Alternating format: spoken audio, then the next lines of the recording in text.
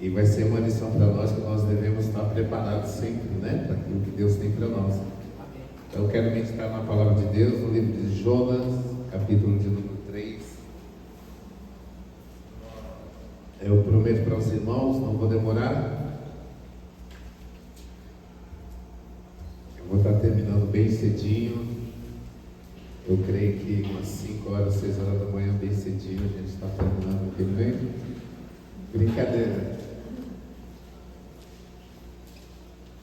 Que diz assim, livro de Jonas, capítulo de número 3. E veio a palavra do Senhor segunda vez a Jonas, dizendo: levanta-te, vai à grande cidade de Nínive, prega contra ela a pregação que eu te disse. E levantou-se Jonas e foi a Nínive, segundo a palavra do Senhor. Era, pois, Nínive uma grande cidade de 3 dias de caminho. E começou Jonas a entrar pela cidade, caminho de um dia, e pregava e dizia: ainda 40 dias, Nínive será subvertida. E os homens de Nínive creram em Deus e programaram um jejum, e vestiram-se de panos de saco, desde o maior até o menor. Porque esta palavra chegou ao rei de Nínive. E levantou-se do seu trono, e tirou de si as suas vestes, e cobriu-se de pano de saco, e assentou-se sobre a cinza. E fez uma programação que se divulgou em Nínive, por mandato do rei e dos seus grandes, dizendo: nem homem, nem animais, nem bois, nem ovelhas provem coisa alguma, nem se lhe dê de pasto, nem bebam água, mas os homens e os animais estejam cobertos de pano, de saco. E clamaram fortemente a Deus, e se converteram cada um do seu mau caminho, da violência que há nas suas mãos. Quem sabe se voltará a Deus e se arrependerá, e se apartará do seu furor, da sua ira, de sorte que não pereçamos. E Deus viu as obras dele, como se converteram do seu mau caminho, e Deus se arrependeu do mal que se tinha dito que ele faria, e não o fez. Até aqui, a igreja, os irmãos podem tomar assento. Mais uma vez agradecer a Deus por essa oportunidade, a nossa presidente, ao nosso vice-presidente, pastor, pela confiança. Eu sempre falo assim que não é fácil, né? Tá sucedendo aqui nosso pastor Jonas. Aí às vezes eu brinco assim lá em casa, né, pastor? Eu falo: pastor, me dá uma oportunidade, às vezes aos domingos. Eu falei: já pensou se um dia na rede ele não puder ir? Ele me ligava: pastor. Eu falei: nem me liga, né? Eu nem atendo, né? E eu louvo a Deus, tá? Pelo carinho. O pastor é um homem de Deus e a gente reconhece. Muito obrigado pela oportunidade. E a gente sempre tem que estar preparado, né, irmãos, para aquilo que Deus tem para nós. E eu louvo a Deus, né, pela igreja que eu congrego, pelas oportunidades que Deus me deu, né. Irmãos, nós sabemos que breve, né, a Bíblia, nós não sabemos a hora nem o dia, mas nós sabemos que nós estamos esperando o maior acontecimento que a igreja está esperando, que é o arrebatamento da igreja, né? É verdade que nós não sabemos o dia nem a hora, mas antes que tudo isso aconteça, sempre Deus vai dar uma oportunidade para que o homem se arrependa, para que ele ouça a palavra. Então essa é a vontade de Deus para o homem, né? Para que todo homem seja ele alcançado, para que todos, né, tenham oportunidade de alcançarem a salvação. Mas antes, sempre Deus vai dar essa oportunidade para que o homem ouça a palavra, para que ele possa se arrepender dos seus pecados. E nessa passagem que nós lemos aqui, vai falar da nação da Síria, né, que é o povo de Nínive. E muita gente sabe aqui que os ninivitas, eles eram um povo cruel, né? Eles eram um povo idólatra. Eles não tinham dó dos seus adversários. Era um povo realmente que vivia contrário à vontade de Deus. E a malícia dos ninivitas chegou até diante de Deus. E o Senhor falou assim: eu vou destruir essa nação. O pecado deles é coisa assim absurda, então eu vou destruir. Mas sempre é oportunidade daquele povo se converter. Aí Deus agora vai usar um profeta que estava em evidência. Sempre Deus vai usar o nome de Deus, que vai ser um instrumento, né, para Deus usar. Então Deus fala com Jonas, e o significado do nome de Jonas era pombo, né? Pombo aquele que leva a mensagem, o pombo é o símbolo da paz. E Deus fala para Jonas assim: vai até Nínive e você vai pregar a palavra de arrependimento, a palavra que eu te mandava falar. Só que no coração de Jonas, aquele povo não merecia ser alcançado, aquele povo não merecia o perdão. Jonas falou assim: não, eu não vou pregar. Tem coisa na nossa vida que nós achamos que está no nosso achismo, né? Essa pessoa não merece salvação, essa pessoa talvez alguém que você conhece fala assim: ó, é a pior coisa que existe na face da terra. Eu creio que Deus não tem prazer em salvar aquela pessoa. Muitas vezes é a nossa vontade, é a nossa visão. Só que a vontade de Deus é alcançar todos. Então o Senhor falou para Jonas: vai até Nínive e prega a palavra que eu estou te mandando fazer. Você vai pregar a palavra. E Jonas fez tudo ao contrário. Jonas comprou uma passagem para Tarso, caminho totalmente contrário da vontade de Deus. Mas ele se esqueceu que Deus conhece todas as coisas. Ele fez de tudo para se esconder. E muitas vezes é assim na nossa vida, a gente se esconde, né, irmão? Às vezes você está aqui no culto, você sabe que tem algo que queima dentro do teu coração. É um chamado. Às vezes você vê alguém pregando e fala assim: ai, como eu queria pregar. Você vê alguém louvando, você fala assim: como eu queria louvar. Você vê algum ministério na igreja, você fala: como eu queria fazer aquilo. E muitas vezes Deus está falando ali no teu espírito para você fazer a obra, mas sempre a gente está fugindo da presença de Deus. Então Jonas, ele foge da presença de Deus, e ele compra a passagem ali de barco e vai se esconder lá no porão, imaginando que Deus não vai conseguir enxergar ele ali.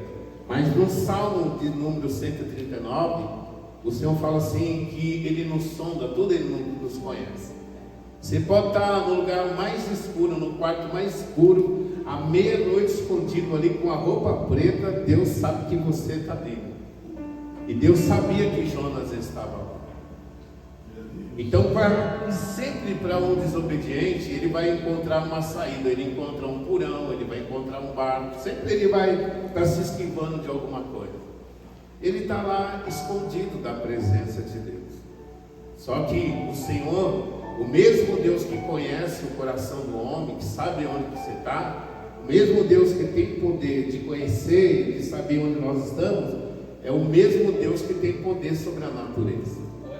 Então Deus mandou ali para aquele mar lá uma tempestade, e o barco começou a querer se afundar. Os marinheiros que estavam ali começaram a ficar preocupados, porque o vento, né, quanto mais eles estavam ali naquele lugar, mais o vento era contrário, mais a tempestade era contrária, e eles jogaram todas as suas bagagens, as suas coisas, mas nada resolviam, porque aquele vento lá era uma vontade de Deus ali na vida de Jonas. É devido à sua atitude, devido à sua desobediência.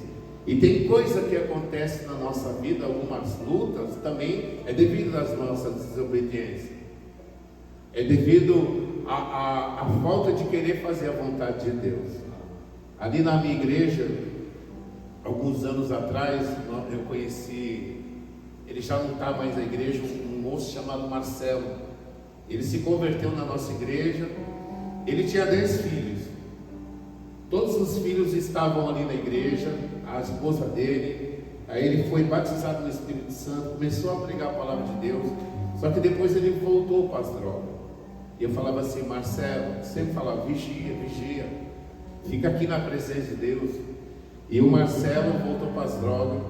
Depois que ele voltou, a vida dele começou a se tornar um caos. Os filhos começaram a sair da igreja, ele perdeu a esposa.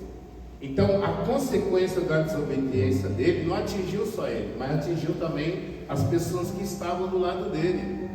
Então Jonas estava ali desobediente, só que as consequências vinham para quem estava próximo dele.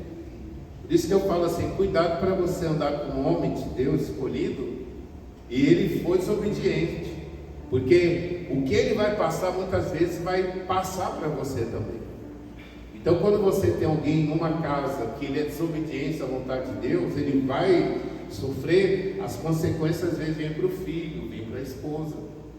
É igual aquela mãe, né? Ela tem na sua casa um filho drogado, e ela ama o seu filho, ela quer fazer de tudo para que o seu filho seja liberto disso. Mas aquele menino, ele pega o dinheiro da casa, vende muitas vezes as coisas, e a mãe fica desesperada, a mãe sofre por causa do filho. Então a consequência dele, muitas vezes também traz consequência para aqueles que estão próximos. Então cuidado para você não andar com alguém que tem um chamado e é desobediente da vontade de Deus. Então está todo mundo sofrendo ali, e o Jonas está dormindo. Mas quando vem a luta ali naquele barco, cada um está clamando ao seu Deus. Eles não conhecem o Deus de Israel, mas eles estão cada um clamando pelo seu Deus, do jeito que eles conhecem. E o homem de Deus, que é para orar, para que se levantar na hora da tempestade, ele está dormindo, está lá no porão dormindo, não é verdade? E tem hora que é assim também, né? Às vezes a família está passando uma dificuldade, tem alguém doente na família. O homem e a mulher de Deus, que é para estar clamando, que é para estar na oração, que está de pé, muitas vezes está desapercebido. Então aqui nós vemos aqueles que não conhecem a Deus, eles estão cada um clamando ali no barco, e o homem de Deus, escolhido de Deus, o profeta está dormindo. Está ali dormindo. A tempestade está vindo, as consequências estão vindo, as enfermidades, a luta. Em vez de ele vir para a igreja buscar o Senhor, está nas campanhas de oração, ele está dormindo, não está acontecendo nada. Para ele não está acontecendo nada, mas o barco está afundando, a tempestade está se levantando mais contra Jonas. Aí o capitão, preocupado com os marinheiros, ele desce lá no porão. E quando ele desce no porão, ele encontra o Jonas dormindo. Acorda, dormente. Aí o capitão pergunta para ele: quem é você? Aí ele fala assim: eu sou hebreu, eu sou o profeta, né, do Senhor. Qual é a sua profissão? Aí ele fala de onde que ele é, que eu sou hebreu, temo o Deus Todo-Poderoso que fez os céus e a terra. Aí os marinheiros então perguntam para ele: por que está vindo todo esse mal sobre nós? Aí o Jonas fala: é por causa da minha desobediência. E mesmo assim eles lançam a sorte para confirmar, e a sorte cai sobre Jonas. Então todo aquele mal estava vindo por causa de Jonas. Irmão, nem todo o que acontece nas nossas vidas é culpa do outro, né, pastor João? Às vezes nós falamos assim: olha, foi agora, me parece, não lembro o dia da semana, eu fui até um rapaz e falei assim: faz tempo que você não vem na igreja, faz uma visita na igreja. Agora eu lembrei, né? Foi segunda-feira. Eu falei assim: faz tempo que você não vem na igreja. Aí ele fala assim: sabe por quê? É culpa do meu trabalho. Eu estou trabalhando muito, porque ele trabalha com ambulância, né? Ele falou assim: aos domingos à noite eu estou viajando, de quinta-feira eu estou viajando, não dá para mim vir mais para a igreja. Então ele nunca vê a culpa para si mesmo, ele sempre culpa os outros, né? É igual a esposa, às vezes vem conversar com a gente, fala assim: pastor, eu preciso conversar um pouquinho sobre o meu marido. Aí ela vem na frente, né, gente, está sempre com a minha esposa, aí ela vai. Só que eu aprendi assim, falei assim, eu aprendi com os meus pastores aqui, o pastor Anel e o pastor João. A gente tem que ouvir os dois juntos. Aí vem primeiro a esposa na frente e fala: meu marido é assim, ele não presta, ele é assim. Aí vem o marido. Aí o marido chega e fala: ó, minha esposa é assim, ela não presta, né? Então sempre um está culpando o outro. De quem é a culpa? Ah, é do fulano de tal. Porque eu não vou para a igreja? É culpa do meu marido. Então a gente está sempre achando um problema nos outros. E Jonas, ele entendeu uma coisa assim, a gente aprende com Jonas. Ele falou: tudo isso que está acontecendo, essa tempestade, a luta que está vindo, é minha culpa, porque é eu que estou sendo desobediente à vontade de Deus. Aí o capitão falou assim: o que tem que fazer para que tudo isso venha se acalmar, acabar? Ele falou: é fácil, é só vocês me lançarem no mar, porque o problema está em mim, não está no meu cônjuge, o problema não está lá na minha família, o problema não está no meu trabalho, não, o problema sou eu. Essa frieza espiritual é minha, essa tempestade que se levantou é por minha causa. Então ele reconhece que o problema é dele. Então o que tem que fazer?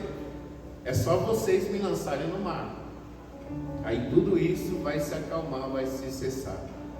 Aí os marinheiros não queriam fazer isso. Eles fazem sacrifício a Deus, pedem perdão, mas não tem jeito. Para a coisa continuar, Jonas teria que ser lançado ao mar. E assim eles fizeram, lançaram Jonas no mar. E a Bíblia diz que um grande peixe, pastor? Não vamos falar que é baleia. Até que esse dia o pastor Jonas falou aqui, que teve uma reportagem que um rapaz estava, acho que pescando, foi tragado por uma baleia, depois jogado para fora. E eu até aprendo assim, às vezes a pessoa fala assim: eu não acredito, que um peixe engoliu um homem, mas nós temos que ficar pela palavra de Deus, ainda que estivesse escrito na palavra de Deus, inspirada pelo Espírito, se o homem tivesse engolido uma baleia, a gente tinha que crer, porque é a palavra de Deus, não é verdade? Então o peixe engoliu Jonas. Aí, irmãos, os irmãos conhecem a história, 3 dias e 3 noites que Jonas passou o pior período da sua vida, devido à desobediência da palavra de Deus. Ficou ali na barriga daquele peixe, e ali ele se viu como se estivesse no inferno, à beira da morte, na hora da sua dificuldade, E na hora da sua dificuldade ele clamou ao Senhor. Ali ele orou, ali ele fez voto. Outra coisa, pastor, que muitas vezes nós fazemos voto na hora das nossas dificuldades. Se o Senhor me tirar da enfermidade, eu vou ser o primeiro a chegar na igreja, eu vou ser fiel, eu vou servir ao Senhor. Aí passa um tempo, a pessoa se esquece do voto que tinha feito com Deus, Porque tem muita gente que faz voto na hora da dor, na hora da dificuldade. Eu vou ser fiel. Se o Senhor colocar a mão sobre alguém da minha casa, se o Senhor me dá minha vitória, eu vou te servir. É igual remédio, irmãos? Tem remédio que o médico fala assim: é para tomar 7 dias. A gente toma até o 4, já passa a dor, aí você não toma mais. Então tem muita gente que faz voto diante de Deus, eles não cumprem. Então Jonas, ele faz o voto de ser fiel a Deus, e para que Deus lhe desse uma segunda chance. Ele não queria que Deus desse uma chance para o povo de Nínive, mas ele queria que Deus desse uma chance para ele. E o mesmo Deus que dá uma chance para Jonas, que dá para você, é o mesmo Deus que vai dar para o ninivita, aquela pessoa que a gente imagina que aquela pessoa não possa ser alcançada pela vontade de Deus. Mas Deus, ele vê o amor em todos.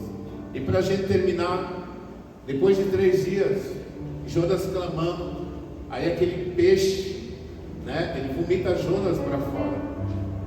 E eu imagino assim, que estava aqui a praia, aí quando Jonas voltou, caiu ali na praia, imaginando, acabou, glória a Deus, Deus me salvou, não preciso ir mais para Nínive, que ele olhou para cá, a plaquinha, Nínive. Aí não teve jeito, ele foi, e durante 3 dias ele pregou uma palavra dura.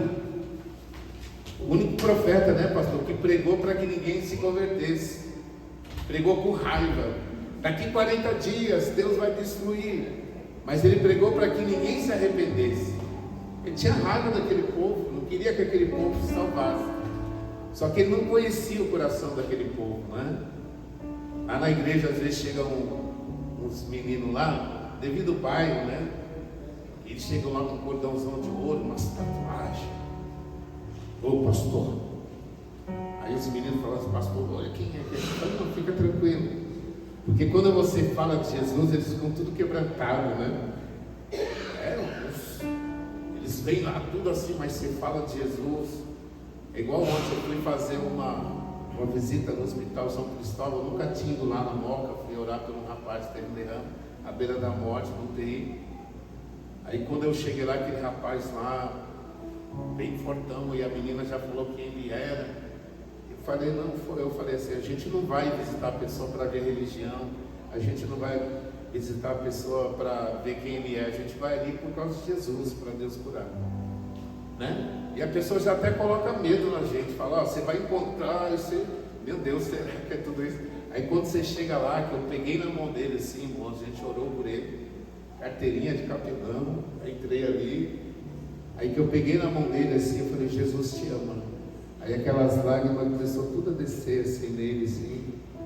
Aí eu falei assim, o coração, né, um quebrantamento de um homem, assim, quando ele ouve o amor de Deus, a palavra de Deus, né? Então, para o profeta, aquele povo não merecia, mas ele pregou durante 3 dias lá. E o povo deu ouvido à palavra. E essa palavra também chegou no coração do rei. E o rei se converteu. Ele fez um decreto que ninguém naquele dia ia comer, nem criança, nem animais naquele dia. Eles iam fazer um dia de consagração, pedindo para Deus, né, o arrependimento. Se vestiram de pano de saco, se humilharam. E aqui no último versículo que nós lemos, que se arrependeu Deus do mal que faria e não fez. E toda essa cidade foi alcançada devido à palavra de Deus. A gente pode falar, né, pastor, que talvez a nação de Nínive experimentou o primeiro grande avivamento do amor e da graça de Deus. Amém? Então, assim como Deus teve misericórdia de você e de mim, Deus também tem misericórdia de outros, né, no que precisa ser alcançado.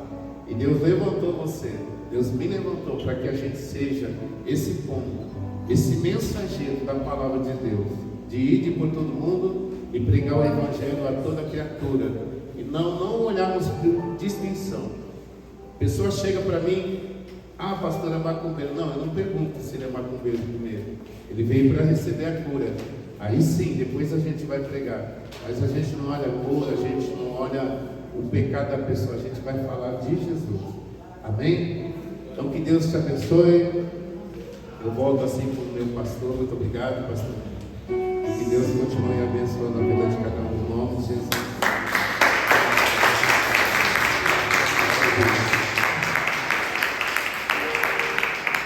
Glória a Deus. Que lição maravilhosa de Nínive, de Jonas, né, para a nossa vida. Que nós possamos ser, né, irmãos,